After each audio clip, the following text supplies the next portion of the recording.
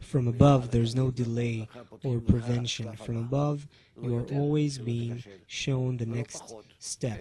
Not more than what you can, so you won't fail, and not less than what you can, but the exact portion that you can digest and continue succeeding to understand, to recognize, and to learn.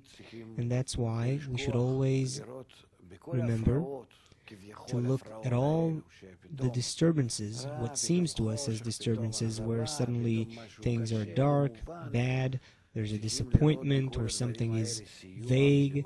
We should look at all those things as help from above, and not to get upset, but to be like children, to be happy to play the game, like we play with children. Sometimes we want to hide something from them so they can look for it themselves, or we take something apart so they can put it together, and so on. And to the extent that we find the importance of the goal, and we realize that there is no choice, we have to learn that, because otherwise our soul will not be able to exist in the spiritual world. We won't be given that opportunity. There's a system that advances us according to that, to the extent that we absorb the states. If a person knows that, and knows that next to him there's a society, the books, the teacher, everything, only the effort is missing on his part. So then he puts the sufficient quantity and quality of effort that is demanded, and then he enters the upper world. He discovers the upper world in addition to what he feels here and now. Yes. Can you elaborate on what it means to know the necessary knowledge for the soul? We learn these things. It's simple. Like we just spoke about recognizing the evil inclination, our desire that is opposite to the Creator and therefore is called evil, not because of anything else. It's not that I don't succeed in life, or that I'm not that smart, or I'm not that quick, or whatever. These things are nothing. Evil means that it is opposite to the Creator, meaning I need somewhat of a revelation of what good means, or bestowal, or love of others, the Creator, and as opposed to that, who am I? And then I advance. On the condition, how do I do not escape and advance?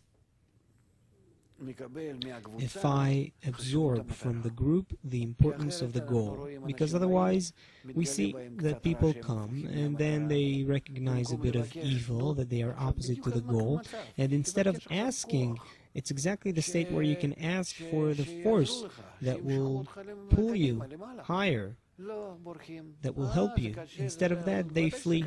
Oh, it's too hard. Of course it's hard. You can't correct yourself. You only have to ask for it.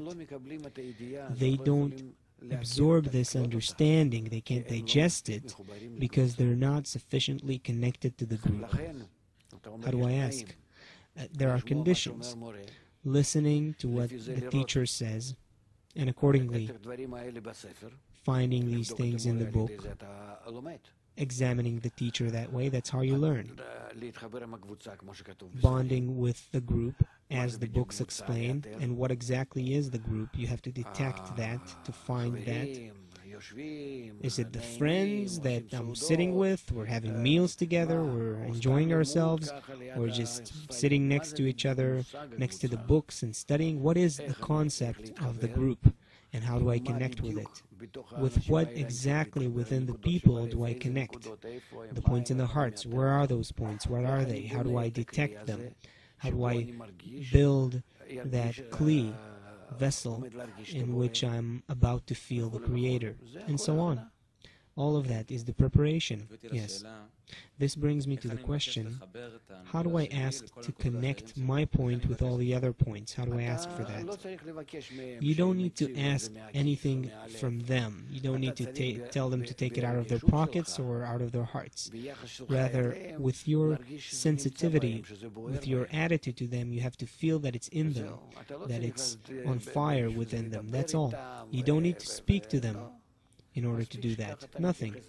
It's enough to treat them, relate to them that way, with this subtlety of detecting their inclinations upwards